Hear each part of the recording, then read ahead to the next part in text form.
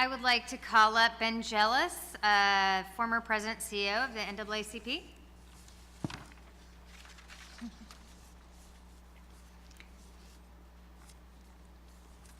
Well, good afternoon. It's good to be here with so many old friends and allies. I've submitted my comments on criminal justice. I'm looking forward to the conversation.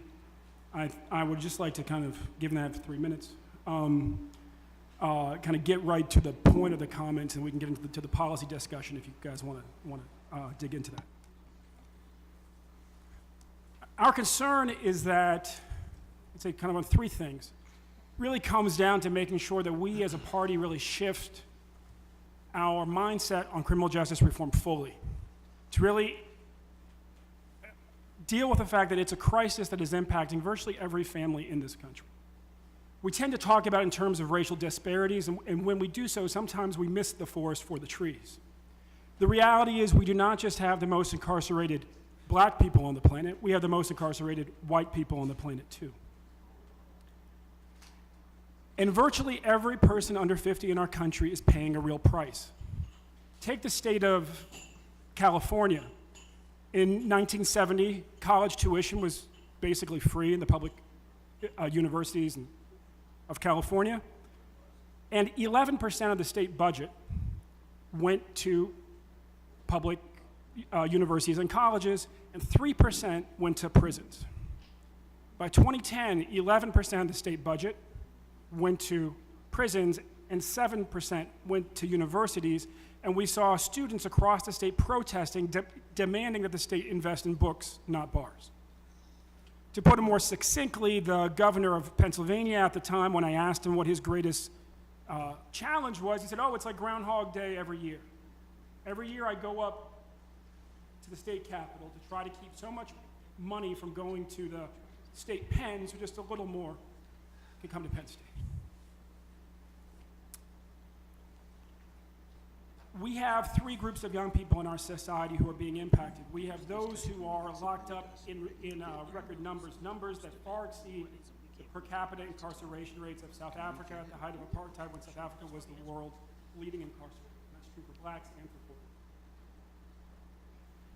We have the other group of college students who are going into default and debt at record levels because public university tuitions have skyrocketed as public support has declined, and well, private universities tend to float on top of them.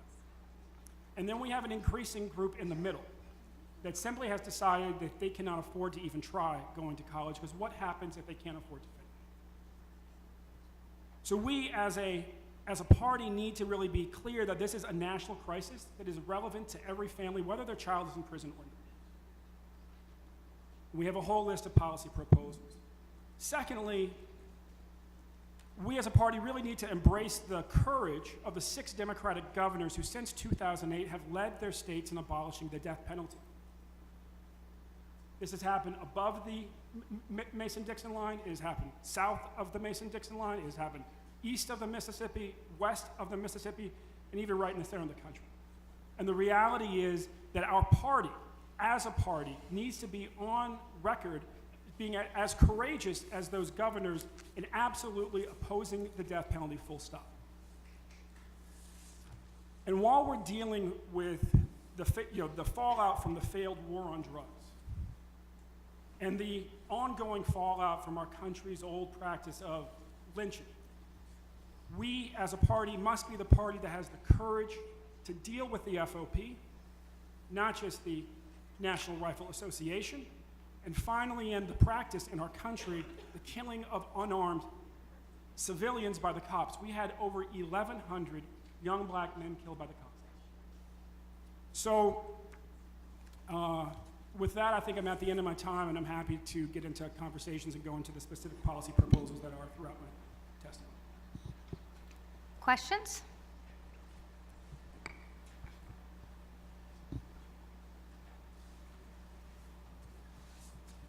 Thank you.